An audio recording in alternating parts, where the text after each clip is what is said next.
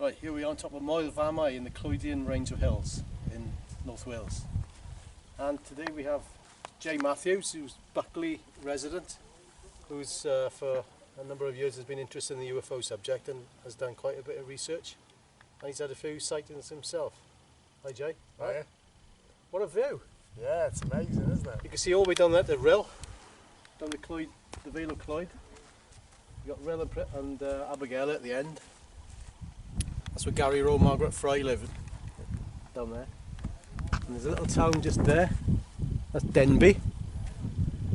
And then following up, you just can't see because it's on that side. There's Ruthin and the Denby Moors, which there's been a lot of UFO activity over there over the years. Is in that area there. And in the distance, you can actually see Cadair Idris. And over there, Snowdonia. You can see from one end of Wales to the other, and go scanning round. Then you've got from that way. You got Flint Mountain and the Dee Estuary, Birkenhead, the Wirral, and Liverpool. And if it was clear, we'd be able to see the Lake District. Amazing. Yeah, We're about 1,500 feet above sea level. So. We were actually here last night. We did a sky watch. And, saw a few satellites, a couple of flashes, probably iridium satellite flares. But, yeah. You've been up here a few times in the past, haven't you? Yeah, I have, yeah. I live as the crow flies about 8 miles away from here. Seen some odd things over the years that I've been around this And you area. live down that way, do you, to the east? Yeah, yeah. So you're often looking up at these hills. Yeah. And you see, you've got a few videos up on online, haven't you? Yes, I have on my YouTube channel, Jay Matthews MMA. So as you look out my bedroom window, you've got a clear view of Moel Famau. And some of the things I've seen over in this distance, white orbs. And then obviously the more famous sighting was the June 2016, which was daytime sighting. Yeah. So, one of a lazy Sunday and having a lie in bed, and my ex-girlfriend's children came excitedly running upstairs. That was down in Buckley over there? Yeah, it was, yeah. And they said they saw something very large and odd in the sky, so didn't need asking twice, came running down with a pair of trainers, and I'd say you'd have to estimate this thing was maybe 8 to 10 miles away, so possibly over in this region, maybe on the Clwydian range. But it was the oddest thing I've ever seen. It was hanging in the sky, say, for about half an hour. It looked like there was a smaller ball on top and a larger ball on the bottom. And it was giving off green, red, white light. Seemed to be rotating. Now the odd thing is you're trying to attest it to a helium balloon. If it's a helium balloon, it wouldn't be in the stationary for over 30 minutes. And I say this thing was big, whatever it was. If we rated 10 miles away, whatever it was pretty huge. So got some footage again. It's up on my YouTube channel. Zoomed in, cropped it down, and slowed the image down to show it. And I had a friend who was an image analyst for the police. Sent a video off to him, and he was managed. It's handy to have a friend like that, isn't it? Yeah, it's handy.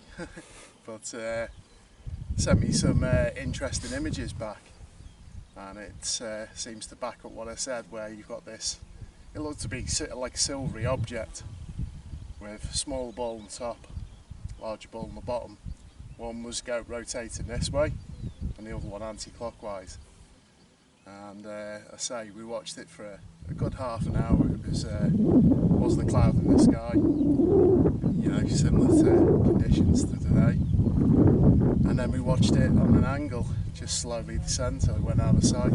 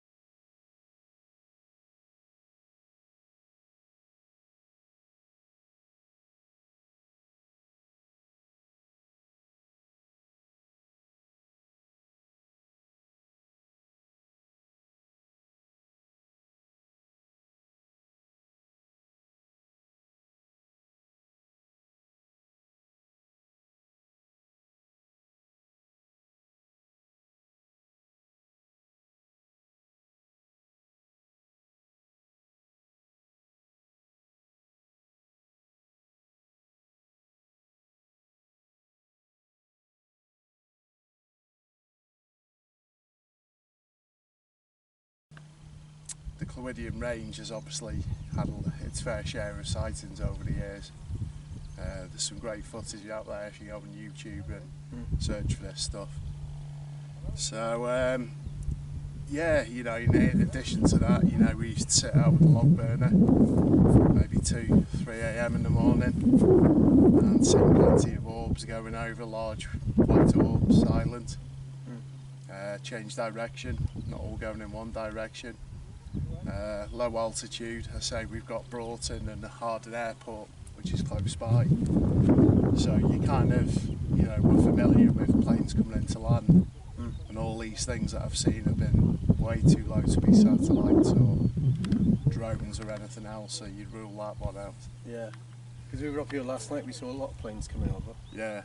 Heading in towards Manchester Airport and Liverpool Airport. Yeah, yeah, say it's directing the flight path over here. But you know, some of the things I've seen, even to last summer and this summer, some of the orbs that I see, and you know, my back garden, we've got low light pollution, so whenever it's a clear sky, you know, similar to yourself, I'm outside, and I seem to get a feeling when these things are going to appear, and you know, I feel compelled to go and sit outside for a couple of hours, and more often than not I see something. I don't know if that's pure coincidence, you know, or there's something more to it. Yeah, you often hear that. People get a sort of, you get a feeling that they got to go outside, yeah, and then they see a UFO. Yeah, yeah, it's crazy, but obviously there's a rich history of UFO sightings in North Wales. Yeah, Gary Rose told us a few tales, and he said that a lot of UFOs have been seen coming out of the sea at Rill and that area, and they're heading inland, keeping low, with as if they using the Clwydian Range of Hills as a screen against the radar. You know, it's keeping low below the radar, and just heading inland and doing whatever they could do in the Denby Moors or Denby or Ruthin. Well, some of the research I've done is based around the ley lines that run through these areas, and the land, especially in North Wales, is rich with these ley lines. So I'm not sure if that's obviously being the Earth's magnetic grid, whether you know you subscribe to the belief of portals. But you know, even as far as Landinno, I've seen things that, you know, you look to your right and you see something out the corner of your eye, and these things just appear and disappear at will. So whether these are interfacing, you know, possibly from another dimension and come into our airspace and are so easily to disappear. You know, it's certainly rich history, and one of the better known ones is the Berwyn Mountain case. Yeah. And Berwyn, if we come around here, Mike, if we look over that direction, have a walk around. The Berwyn Range is just over those hills. I think that could be it there, actually. Yeah, I think it is. Because you got Llangollen's down that way, Corwyn is that way, so yeah, it's just in that area the Berwyn incident took place. And Margaret Fry, who lives in Abergele down there on the coast, she's done a hell of a lot of work over the years, and it's all documented in her 2 books, and specifically around the Denby Moors, and there's an amazing case from Llangernu, which is over in the hills that direction. Well, she was living at the time, but she missed it because she was asleep, and there was a landing, and witnesses said his red orbs came down, like a red ball, which exploded in like different coloured mauve, that was the colour, mauve lights, and a helmet-shaped UFO came out, a disc-shaped, helmet-shaped UFO. Wow. Came out of this ball. Yeah.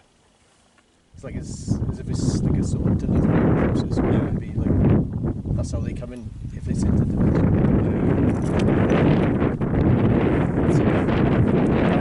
The wind's coming back up now. Yeah.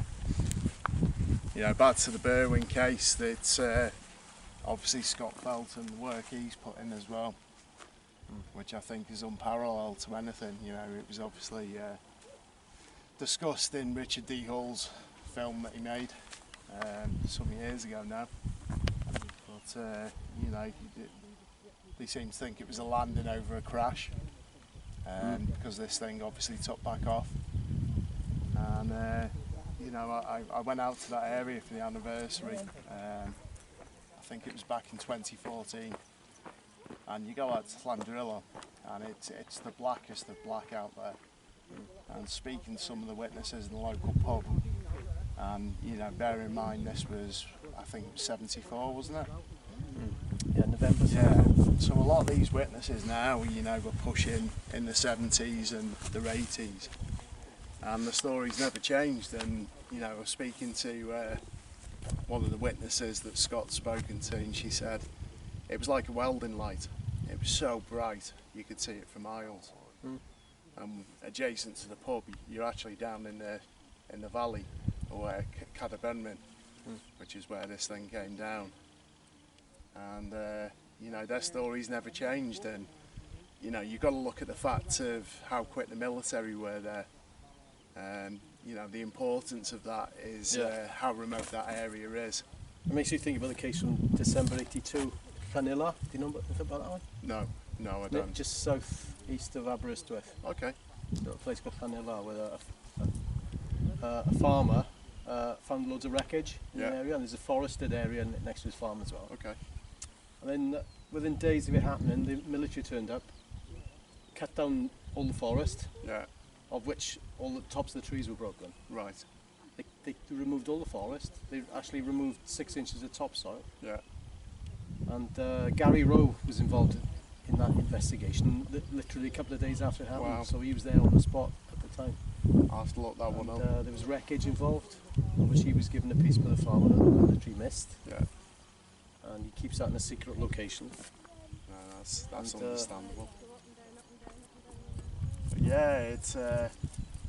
There's the other one that we've been looking at as well, amongst other researchers, is what we call the Denby Lights. Yes. Which happened just to the northwest of the town. Yeah. 2 teenage lads in their bedroom saw these lights of an object which seemed to be rotating and seemed to be on the ground. Yeah. Up on the hill. I've seen the footage. Yeah. Up on the hill, yeah. And we went to meet Linda Pritchard, and we actually stood in the bedroom, didn't we, Mike, and looked through the window. Wow. Where it all happened. And yeah, it was an incredible from sight. looking at the video, you could see that it was sort of, the object, whatever it was slightly on an angle. Yeah, and they managed to match that with the slope of a field up on the hill. So we went up there, but we went up there last year. It was a good 6 years after the event. So Peter Glynn did a lot of research on that. Do you know Peter? Yeah, I know Peter very well. Again, you know, I think it's a credible case. It's, you know, I've seen the footage. There's 2 young boys, and you know, you don't detect anything that's untoward going on there. But the police said they showed it to the police, and they just put it down to lampers in a field. Yeah, which is absurd. You can see there's a definite rotation with it, and there's red lights appearing. Yeah. Lampers don't use red lights. No. Obviously, they didn't look at it close enough. An angle. Yeah.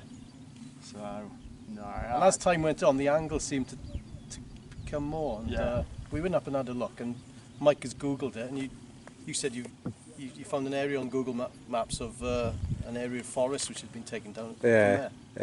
It's got to be. It's a line, but if it was diseased trees, they'd have taken a lot more trees randomly. You know, taken a lot area, but it was more or less in a line coming from over the quarry way. You know, it does sort of fit into what was seen. You know. Yeah. It's some of the best footage of a craft. Yeah. Yeah, I think so. That I'd ever seen. Yeah, definitely. It's I'm surprised it's not more mainstream, to be honest.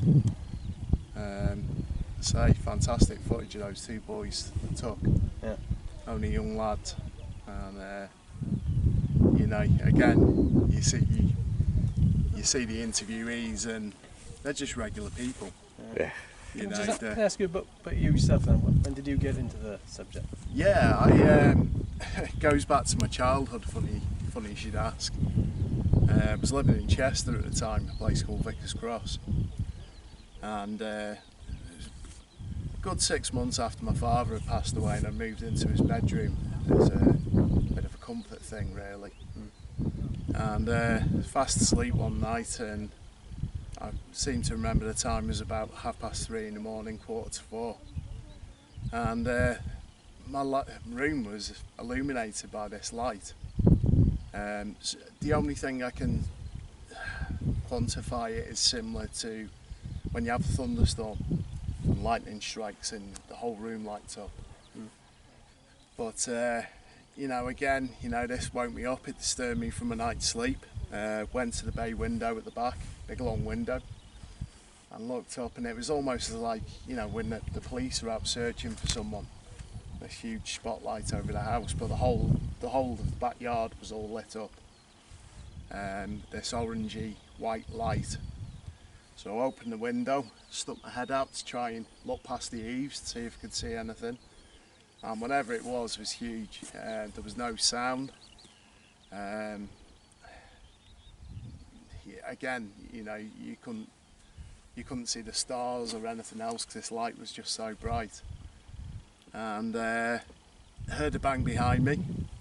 Being a young 14-year-old boy at the time, you know, you jumped, and because you don't know what you're encountering, turned back round, and whatever it was gone. Now, I told my grandmother about this at the time, who I was living with in Chester, and you know, she seemed to rubbish the idea of UFOs back then. And bear in mind, you know, 14, I'm 38 now. You know, there was no internet back then. There was no books to suggest, you know, anyone had seen anything similar. And I think it was about 18 months, 2 years later, my best friend Lee lived about 3 streets behind, and he said that he saw this rectangular object hovering over the house. Now, people have said because of the light, how could you make out the shape? But he seemed to say the light was coming from beneath it. What colour was it? He said it was black. He said it was, yeah. He said it was, obviously that time in the morning, it's starting to go light in the summer. You know, sort of midnight blue skies, and he said this thing was the blackest of black. We had a report a couple of years back of a black triangle, black rectangle, Yeah. over Swansea Beach, Okay. about 2 o'clock in the morning. Yeah. And all right, black against a black sky, but it was blacker than the sky, so Yeah. it showed up, you know. Yeah. And we had a report of a blue rectangle down over Broadhaven a couple of weeks back. Wow. We might. Yeah, Yeah, they seem to be on the rise, but you know, again, you know, you couldn't go on YouTube back then, and you know, the triangle phenomenon, you know, unless you specialised in that subject back then, there was nothing out there. But what you saw was a rectangle. Yeah, yeah. I say rectangle.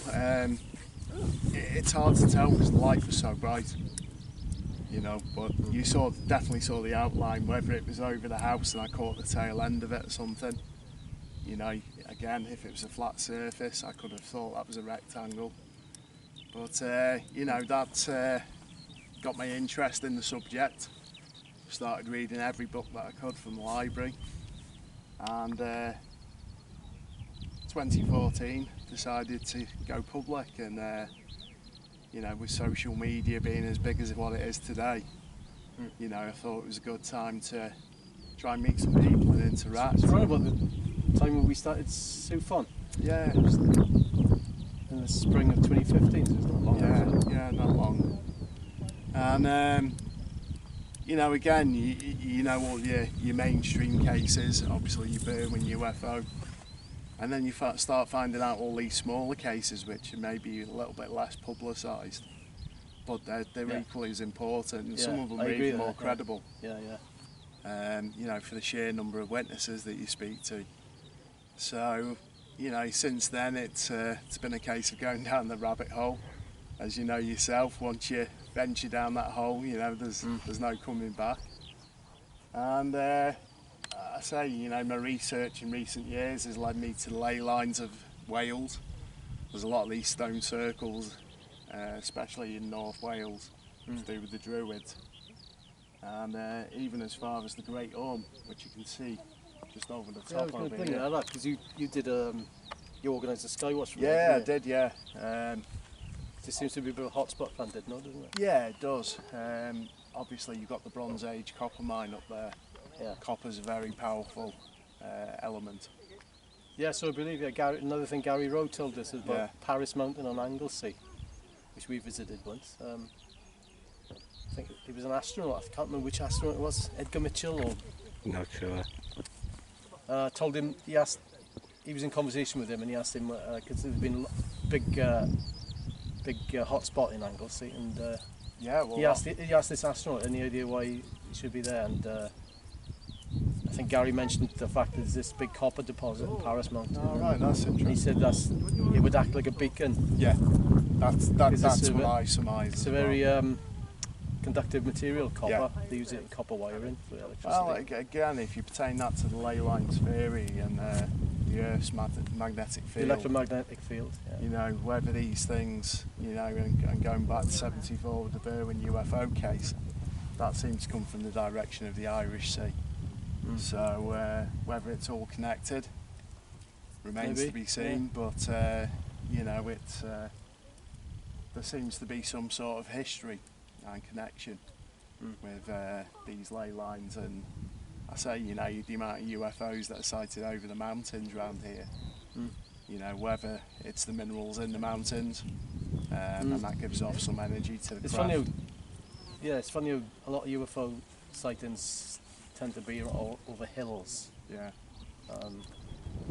particularly the same hill, maybe. 'Cause yeah, in Swansea we've got Kilvey Hill and we can often see there's Garth Mountain above Cardiff. But we were talking about that last night, weren't we? Yeah, we Or were, was it yeah. this morning? Can't remember now. I was Early this thinking morning. maybe it's just that UFOs are seen everywhere and Yeah. when it's in proximity to a hill, which is a memorable landmark, people tend to it's more notable. Yeah, maybe. So maybe it's nothing to do with the hills, it's that they're just everywhere. And Yeah, whether it's a field in Cheshire, a featureless field in Cheshire, or a mountain in Wales, yeah. Well, one the of the mountain things, would be more noticeable. yeah, the strange thing that seems to fit in with my theory about the Great Orme was Nick Pope, ex-MOD, and there's a little bit of I say UFO museum, but there's a corner dedicated in a cafe in the top there to a few UFO sightings, and there's a piece from a newspaper where Nick Pope actually lists the Great Orme as one of the top 10 places in the UK to see UFOs. So I found that interesting as well.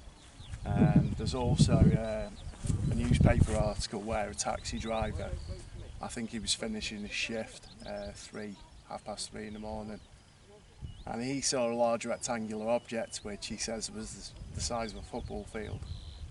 Rectangle. Yeah. So you know, there's been a long documented history of UFOs in this area, and you know, I continue to be interested, and I'll keep digging. Yeah, good. Keep doing that, yeah. And we need to keep in touch as well, so Yeah, definitely. so we keep tabs on what's happening in Wales. Yeah, I'll be up for that. It's a nice bite-sized It is. area of land, isn't it? Really? Yeah. So it's not too big, it's not too small. So for a study area, Yeah, it's good. it's good, you know, it's easy. It is a bit difficult to drive from North Wales to South Wales. It takes about 3 or 4 hours, but Yeah, it's worth it for views like this. oh yeah. You know. Rill 20 miles that way, Liverpool Bay. Oh, I said that. Rill's 20 miles that way in Liverpool Bay. 5 miles. Blinking high-rise flat. You can see Denby there. Can you zoom in on Denby with that camera? Yeah. Well, you got the town of Denby, and where it happened, the lights that the family saw were to the top left in that area there. To the left of that big quarry. Can you see the quarry on there? Yeah. So it's to the west of the quarry. And there's been some cracking photographs taken by, what was his name? Graham Evans. Graham Evans, yeah, that's right. Yeah, guy He's of a documents North Wales Hospital. metallic disc over the castle. Yeah. He's actually had a couple of sightings, and there was one over the town of Denby, which was a triangle as well, which I believe Scott Felton investigated. Yeah. Went and spoke to Graham Evans, a couple of other key witnesses, and they seemed to see this black triangle that was hovering over Denby. So, you know, that area seems to be steeped in UFO activity.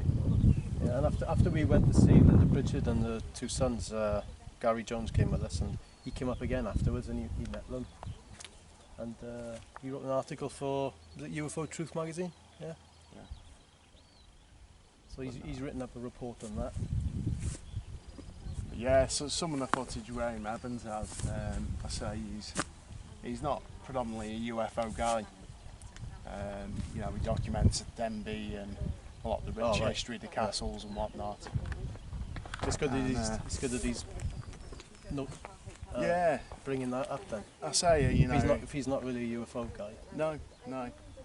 But the still images he's got of this. So he's mainstream, but he's recognising the UFO aspect of the history of the town. Yeah. That's good.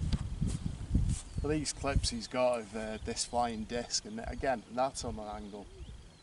You can see actually from the stills that he's got, this thing seems to be rotating.